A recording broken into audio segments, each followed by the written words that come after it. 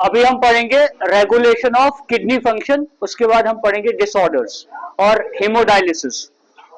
Regulation of kidney functions, ये मैंने आपको थोड़ा सा, जब हमने फिजियोलॉजी पढ़ा एक्सक्रीशन का, तो थोड़ा सा हमने उसमें एक्सप्लेन किया। अब जो बाकी रहता है वो हम यहां पर देखेंगे। जो किडनी का जो एक्सक्रीशन होता है यूरिन का, अब किडनी कैसे फंक्शन करती है, वो रेगुलेट कैसे होती है, यानी किडनी कितना सल्यूट को बॉडी से बाहर निकालेगी, कितने वाटर को रिटेन करेगी, कितने वाटर को बाहर निकालेगी, उसको रेगुलेट कौन करता है।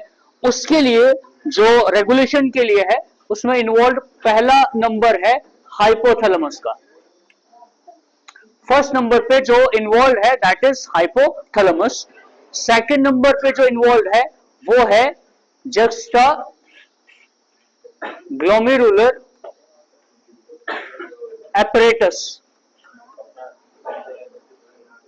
JUXTA है, JUXTA, जस्टा ग्लोमेरुलर एपरेटस। और उसके बाद कहीं थोड़ा सा रोल है हार्ट का भी, क्योंकि हार्ट जो है एट्रियल नाइट्री यूरेटिक फैक्टर को रिलीज करता है, उसके बारे में भी हम पढ़ेंगे, एट्रियल नाइट्री यूरेटिक फैक्टर।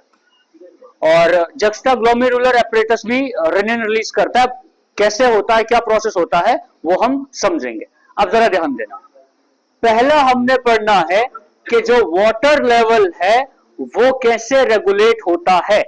वाटर रेगुलेट कैसे होता है, कभी कभी जब बॉडी के अंदर एक्सेस में, मींस बॉडी के अंदर जब ज्यादा एक्सेस में यूरिन ज्यादा एक्सेस में वाटर प्रेजेंट होता है, उस टाइम पर जो यूरिन होता है वो यूरिन डाइल्यूट होता है। बॉडी में जब एक्सेस में वाटर होता है तब जो यूरिन पास होगा वो डाइल्यूट होगा, और बॉडी में जब लिमिटेड वाटर होगा, लिमिटेड वाटर, उस टाइम पर जो यूरिन प्रोड्यूस होगा वो यूरिन कैसा होगा, कंसंट्रेटेड। कंसंट्रेटेड मतलब कि उसमें ज्यादा वेस्ट होगा और वाटर लेवल बहुत कम होगा।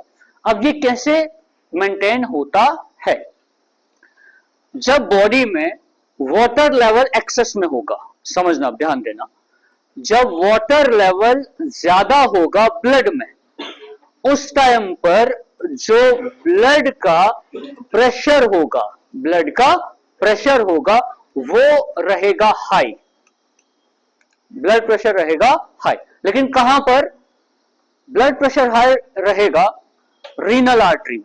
जब फॉर एग्जांपल ये ग्लोमेरुलस है, बोमेंज कैप्सूल, और यहां पर ग्लोमेरुलस है, और ये जो ग्लोमेरुलस है इस जगह पर ये एफरेंट आर्टरियोल है, ये है रीनल आर्टरी।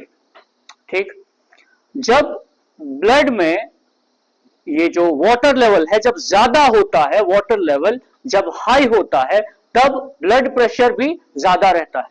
जब ब्लड प्रेशर ज्यादा रहता है तब उस कंडीशन में स्टिमुलेशन होती है। किसकी स्टिमुलेशन होती है, इस कंडीशन में स्टिमुलेट होता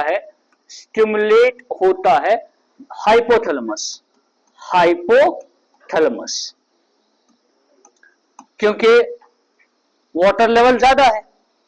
हाइपोथैलेमस जब स्टिमुलेट होगा तो हाइपोथैलेमस उस टाइम पर जो रिलीज करेगा, हाइपोथैलेमस का काम होता है रिलीज करना एंटी डायूरेटिक हार्मोन या एंटी डायूरेटिक फैक्टर, इसको कहा जाता है एडीएच या एडीएफ, एंटी डायूरेटिक हार्मोन या एंटी डायूरेटिक फैक्टर। उस टाइम पर हाइपोथैलेमस जो एडीएच है वो बहुत कम रिलीज करता है।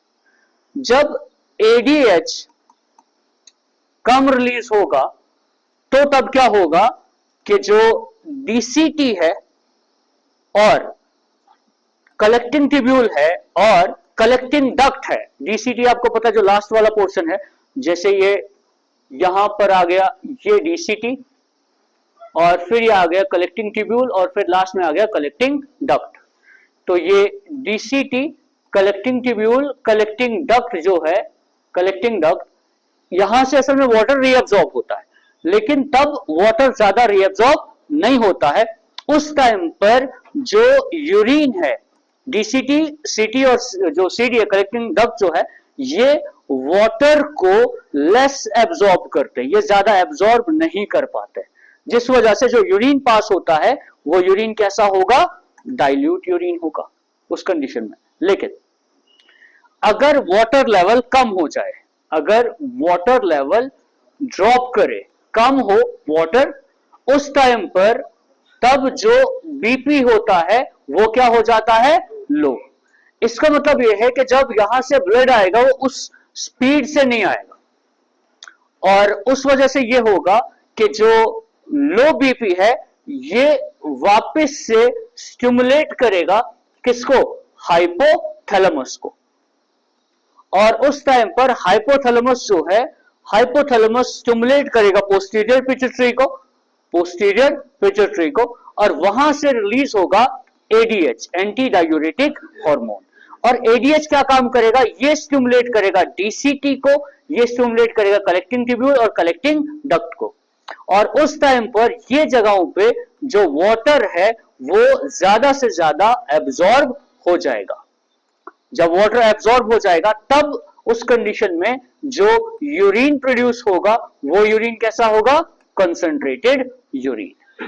तो सिंपल प्रोसेस ये है, अगर पानी भर जाएगा तो ब्लड प्रेशर भी बढ़ जाएगा, तब हाइपोथैलेमस जो है वो स्टिमुलेट करेगा और रिलीज करेगा एडीएच, और उस टाइम पर जो एडीएच है वो कंट्रोल करेगा यहां पर इनको और ये वाटर को। उस टाइम पर क्योंकि एडीएच रिलीज होगा लेकिन कम, उस टाइम पर वाटर ज्यादा रीअब्सॉर्ब नहीं होगा। लेकिन जब पानी की कमी हो जाएगी उस टाइम पर एडीएच स्टिमुलेट करेगा डीसीटी को, सीटी को और सीडी को, ये ज्यादा से ज्यादा वाटर को बाहर निकालेंगे और वाटर ज्यादा से ज्यादा ब्लड में आ जाएगा। इस तरीके से वाटर लेवल जो है वो मेंटेन रहता है।